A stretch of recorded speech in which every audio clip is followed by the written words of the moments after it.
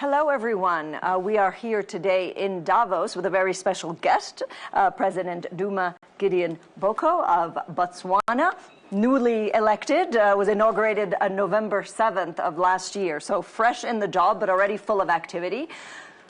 Thank you for joining us and welcome. So this is you're here in Davos, and you've been meeting with lots of investors, with lots of companies. Can you give us a sense of what your pitch is for Botswana and what the response has been? We are looking to power the economy of Botswana. We're looking to diversify it, and we are looking at two areas. We're looking at the green economy, in which we are dealing with climate-smart agriculture, we're dealing with ecotourism, also dealing with renewable energy. We're looking also at the digital economy, and these are the areas that I've been engaging with investors on, and there are huge opportunities in these areas. And so on the digitalization, we're looking to deploy digital infrastructure. We're looking to enable the country to reduce the amount of time it takes to get services delivered to the people.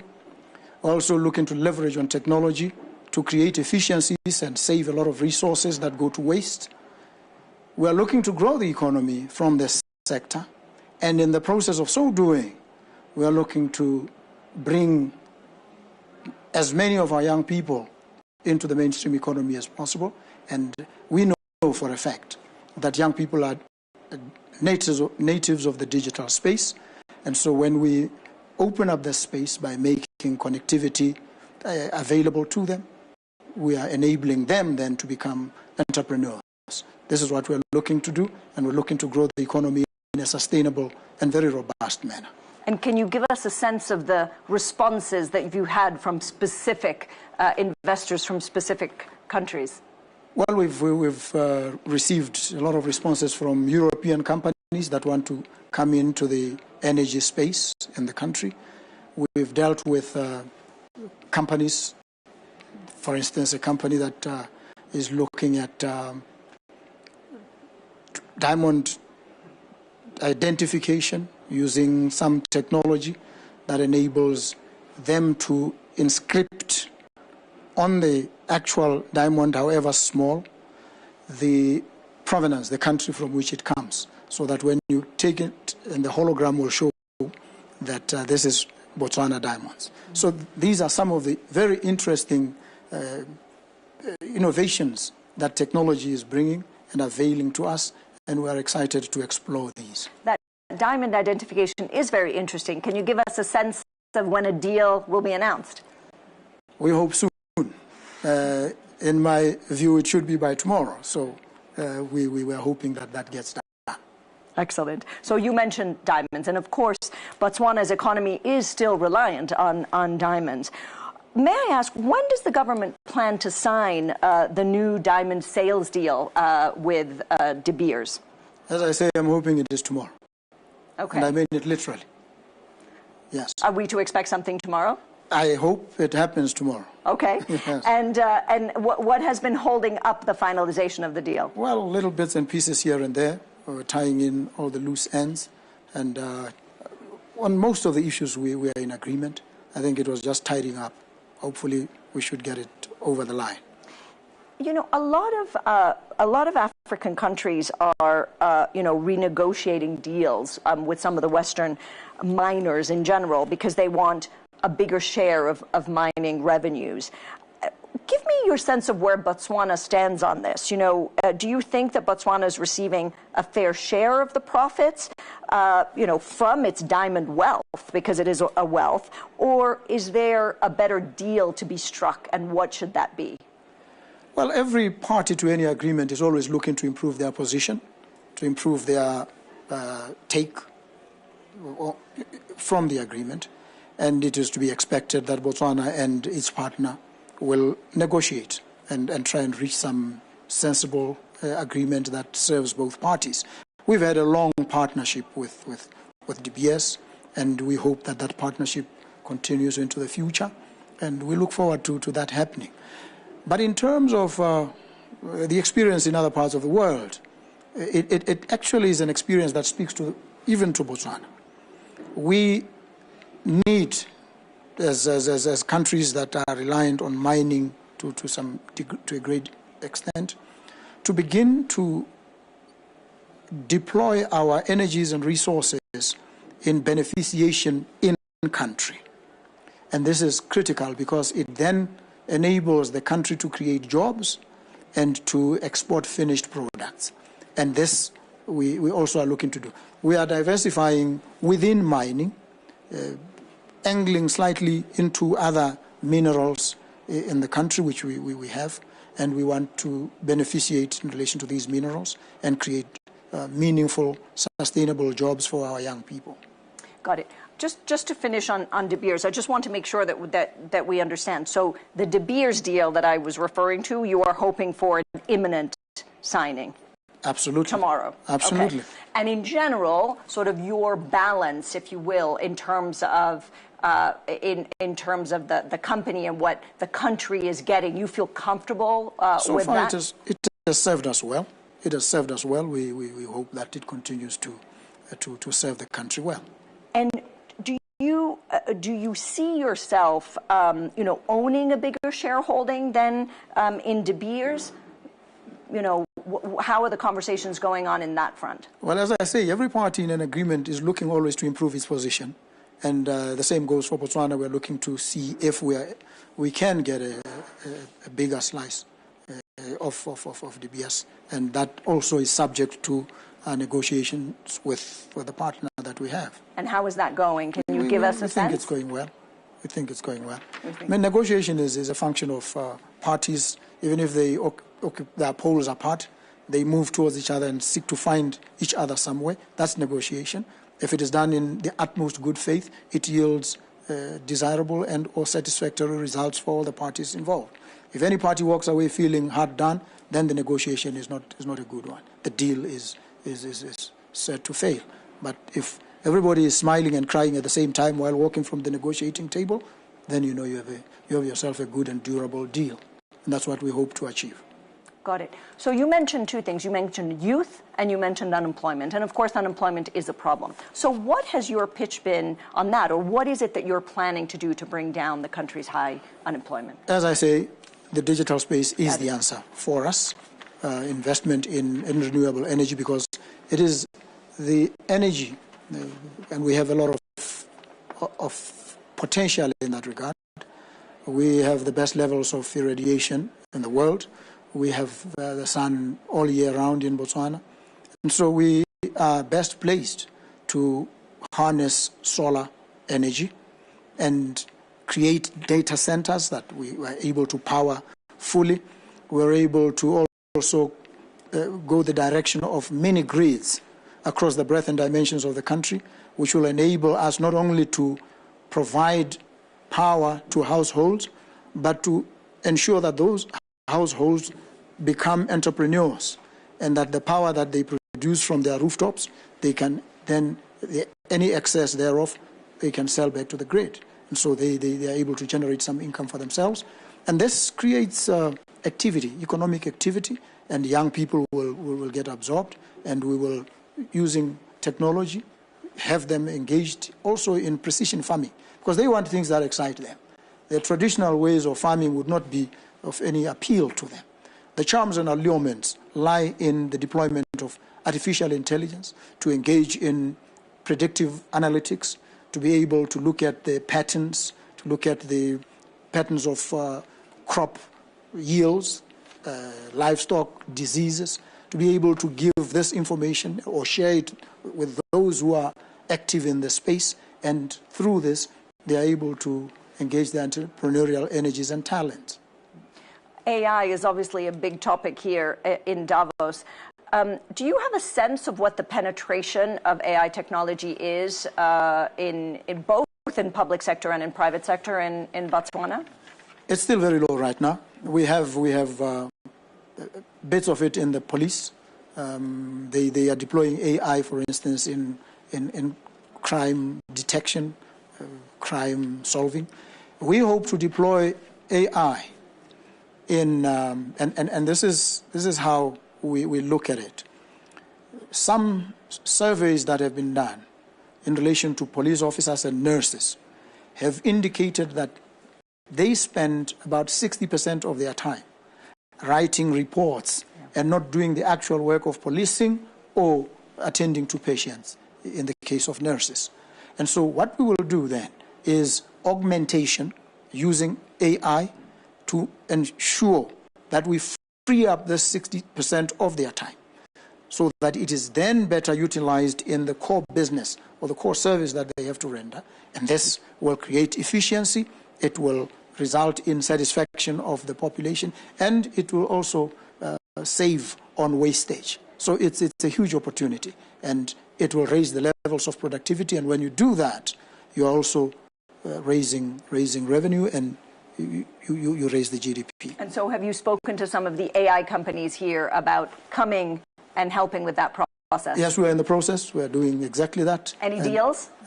We will get tomorrow? deals. We'll get deals. No, maybe not tomorrow, but definitely soon. Some of them, we've actually been in conversations with them before today, because we're looking to deploy those in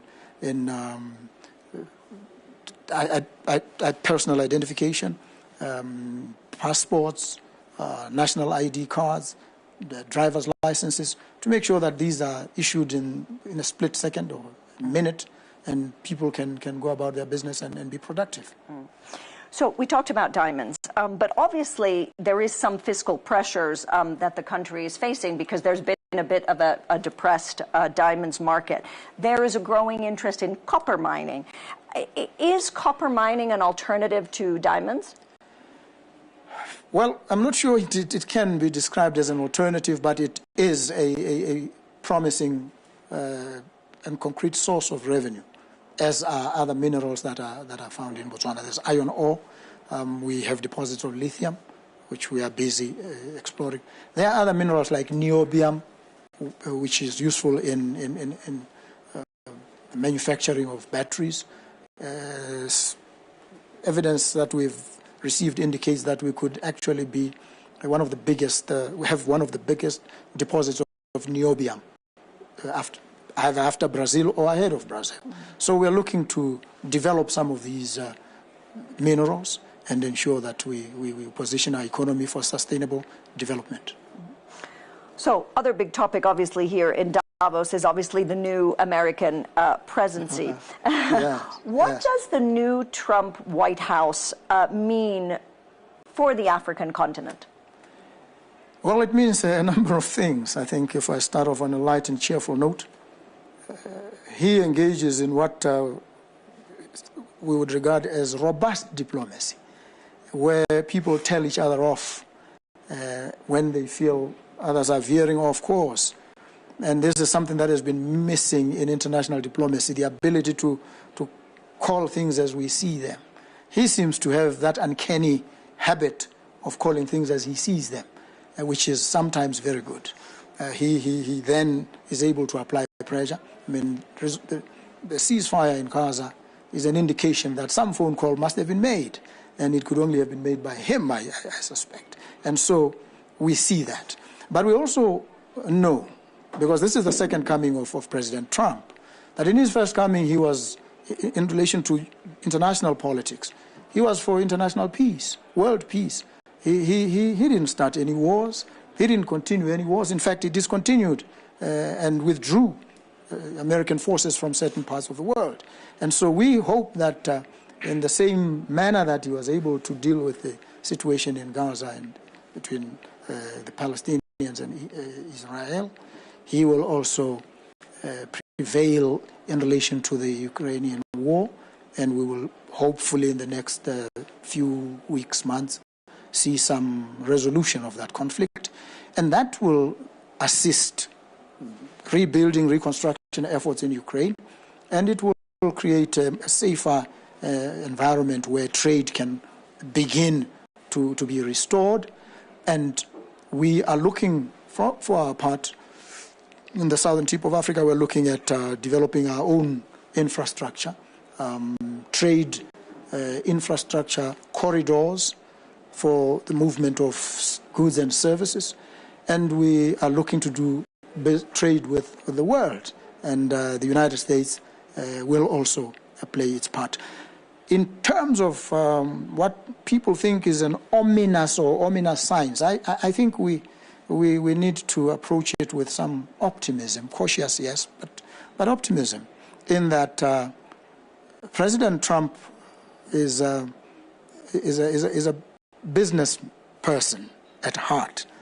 And so he examines situations, and certain of the pronouncements that he has made should not be taken literally, in my humble view. I think they should be taken seriously, but what we will see is that he will take pragmatic decisions. He will also be alive to the fact that this is his second coming, and now he's got to create some legacy, and it should be a very good legacy for the United States and for the world. So it's a very promising situation, despite what the people may say or think. Mm-hmm. So digging a little deeper in what you said, I mean, you know, the West is on the back foot when it comes to investment in general. You know, in Africa.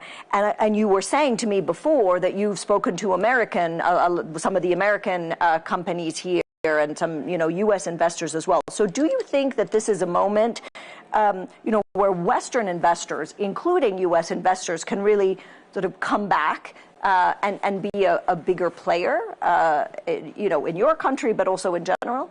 I think they have every reason to come back. I think the world has always said that Africa is the next frontier. I think that time for that frontier has come, and it presents immense prospects, very young population, very huge market of about 1.4 billion people. And what Africa is doing now with the Africa Continental Free Trade Area Agreement is to open up that vast market space to enable trade to flourish, to reduce barriers, to remove trade protectionism on the breadth and length of the African continent, and this can only be good for business. And so we trust that America will also come in, because there's good money to be made, there's progress to be powered and attained, and so they will want to be part of that unfolding development. And do you not worry, you spoke about trade, right? And that, if I understand correctly, you're saying a better geopolitical situation will have a trickle-down effect on trade that will affect, you know, your country as well. Do you not fear that tariffs, though, will eventually hurt African economies, and, you know, that basically the global South sort of slips further down the agenda? It has happened before in the Trump presidency. So is this not a concern, and that actually we're going to have less investment? You see, business works in sometimes very simple and straightforward ways. The West has every reason to play its part in Africa, because if it doesn't, there are others who will want to play some part. We have China in the wings, and it's seeking as well with its Belt and Road Initiative to exert influence on Africa. And so there's every reason to have some countervailing presence, and that countervailing presence can only come from the West. And the West is alive to this. I think they are astute enough to realize that they can't cede the space. And when they come into that space, it must be on fair and equitable terms, because that is what Africa is demanding. And I think they are, as I say, astute to realize these things. So that's your pitch. Absolutely. Come because you can counter China. Come because you are needed here. We need you. We need to create durable partnerships with you. We understand each other. We've worked together. We've studied in your countries. And so there are these affinities between us and the West. And there will be no vacuum here, please. So please step up. So you mentioned, you know, a vacuum, and that gets me to politics in general, and, you know, on the continent. There has been quite a lot of overhaul of sort of historic ruling parties in several African countries. We've seen that, you know, sort of lately. What does this say about African politics? What does it say about young people? What do the young people want? And you can speak in your country. What do these new voters want? And what is your response? What do African leaders like you say to them? The young generation is not beholden to some glorified and romanticized past, however glorious that past may be. Many of them were not born when some of these things were occurring, so they are remote from them. What they want is high-speed internet, not today, yesterday. What they want are jobs. They want opportunities. They want improved livelihoods. And they want governments that deliver this with them on board. And so the so-called liberation parties did the best they could to liberate their countries.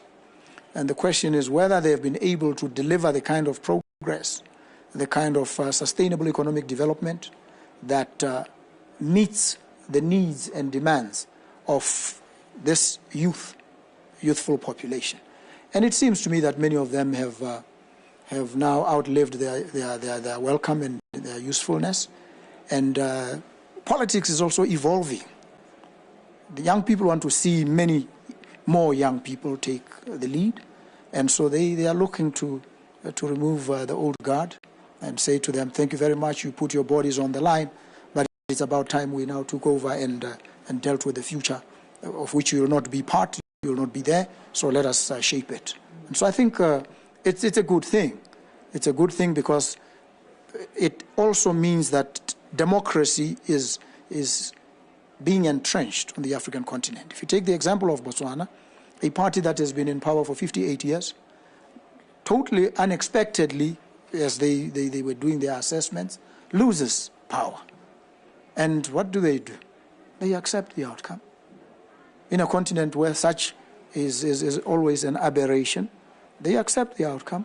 They graciously hand over power, and it's seamless, it is orderly, it is peaceful, and it is a living example that asserts Botswana's claim to be a beacon of democracy on the African continent, and we hope that many others will learn. I mean, countries like Mozambique, where there's strife, it's sometimes a function of lack of credibility in the institutions that run the country and run society, especially election management bodies. Great. Well, to end, since this is a financial audience watching, give us some numbers. Give us some numbers to end. So what is growth going to be this year? What do you hope unemployment will be this year? And how many, and give me a number of new investors that you hope to come in. Rattle off some numbers for us. You know, when you've been engaging in conversations that are ongoing and developing, it's very difficult to give the numbers, but I can tell you that unemployment is now sitting at 27% in Botswana. The majority of these are young people because they comprise 60% of the population. The median age in Botswana is 25. So we have a challenge in our hands, but we also have opportunities. We need to grow our economy. We've had growth over the years, sometimes going up to 6-7%. And this year, what will it be? This year, it's quite low. I think at the very best, it will probably be about 2.5 to 3%. And next year projection? And we expect it to rise because certain of these interventions will now kick in. But it's been jobless growth that we've had, even at the best of times. So we want growth that generates meaningful jobs, especially for women and young people. So it has to be inclusive, and it also has to be equal and equitable. So we're looking to achieve these levels, hopefully. Great. All right. You have to promise me next year we meet here again, and we'll do a recap. We would definitely, and I'm sure I'll have some pretty impressive statistics to give to you then. Great. Thank you. Thank you very much, Mr. President. Thank you so much. Thank you.